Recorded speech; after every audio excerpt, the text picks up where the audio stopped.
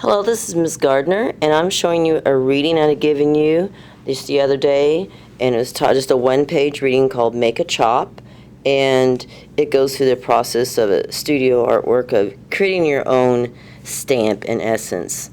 And I'll put that aside. Today I'm just going to show you some real chops, or really the term chop is more of a Western term that Western traders used to call them. Really, I call them seals. Basically, it's a stamp. Okay, like you may have used rubber stamps before for let's say something like making cards or something, but it's a very traditional Eastern type of signature. Okay, and this is one of my oldest ones, which is more unusual because it's made from metal, like a bronze. Okay, I'll put that one away. This is a really old one. I've used it a lot of times as to press into clay for my signature. Here's another very old one, and it's carved in traditional stone, as you see. Now, it's in English, and it's in reverse, which is typical for a stamp because it's in relief, which means it sticks out, and you would ink it and press and make the actual impression, so it needs to be in reverse. When you're designing yours, though, like you did when you made a sketch for your own design, you design it in positive the way you want it to look, which is fine, because when you transfer very often to the surface of whatever you're carving or making the stamp with or the seal, it will change to a reverse image when you transfer it. And then when you use it, it'll go back to the positive. So don't worry about that. You don't have to try to think backwards or anything. But this says H. Grant Hicks. Okay, Hicks was my maiden name. I'll put that one away. Here's some neat ones also, a little bit more modern, but still, these have really cool pouches, and they're stone. And you can see the surface of the seal. You can barely see it because it has a little bit of that reddish ink still on it, which I'll show you that in a sec. But they both have been already carved.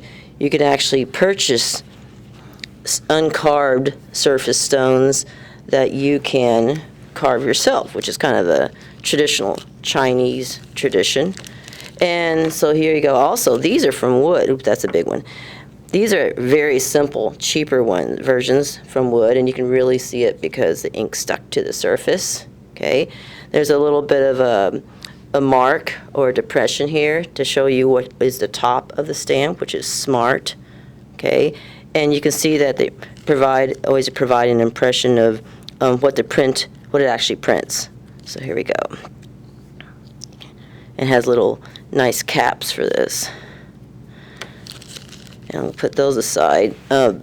Some of you will be actually carving out. This is a huge one. Well, I'm going to cut these in half so that we don't waste wood.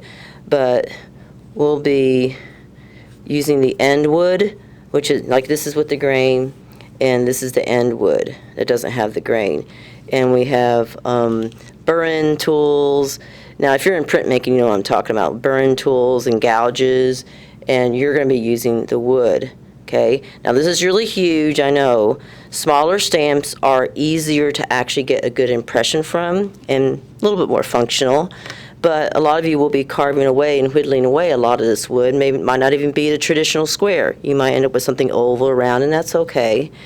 So we'll transfer our design to this, and you'll be able to carve away. Now, for some of the other classes, we won't be using wood. I have a few of my classes, like junior high and a sculpture class, we'll be using clay. So these are pretty cool. They're bisque-fired clay, and I chose two of these. We used to make these all the time to press into clay projects to make a really neat three-dimensional impression, which is a bit different than a regular seal. But this was used, like when it was fresh clay, you'd press the tool, marks into it, let it dry, fire it, and then it's rock hard, and then you could use this over and over again. When you press it into the clay, you would get a raised impression. So remember, it's always the reverse or opposite. So since this is dug in deep into the surface, you will end up with an impression that's raised, just the opposite. And then this one looks kind of like an eyeball, but purposely tooled it so that it was raised in relief. So when it was pressed into the clay, it would go deep and leave a deep impression. So different types of stamps going on here. But the kind you really print with that are more traditional, like this Chinese seals I showed you, are more for printing on paper. So you can see that has a very flat surface, and then you dig away from it. Oh, and I told you I was going to show you some of the traditional ink. Now this is a beautiful one. This is very traditional Chinese. It is a container that has the cinnabar paste. Oops, it also has some of the lids carved. It has a couple of seals that have not been carved yet, not been designed and carved yet, which is pretty neat. Something that makes a great gift. Has a lion dog, very traditional on the top. Place to put him. And this is the ground up pulverized cinnabar that's been mixed with traditionally castor oil, silk strands to make it kind of a paste, okay, for the traditional Chinese seals. So I thought that was pretty neat to see. So it's a red ink seal paste. So it's traditionally vermilion red.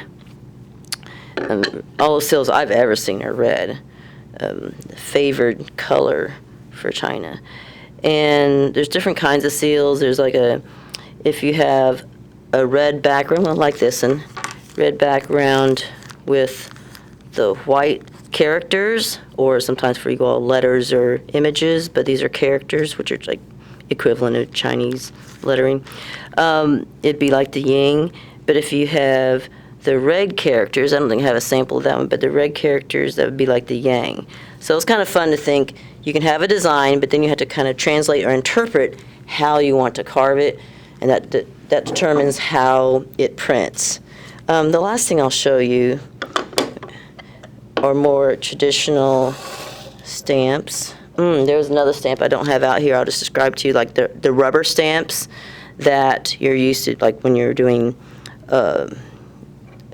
you're working with cards. You might have rubber stamps, and of course you can do multiple impressions with those. And then these little stamps I really like. They're for using wax for sealing envelopes, the old-fashioned style where you melt it into drips, hot drips. Then you have a cold metal stamp, and you would press and leave the impression. This is the actual stamp, or you could say seal, that was used for this one, okay, for sealing. Here's my pretend envelope that I used. And you can get all kinds of neat reverse images. Like this is a G. You notice that it is in reverse, or you could say backwards for the actual stamp or the seal surface. And then when it's used, it'll be the positive. Here's a really huge one that has our school mascot, the hornet, which is pretty neat also.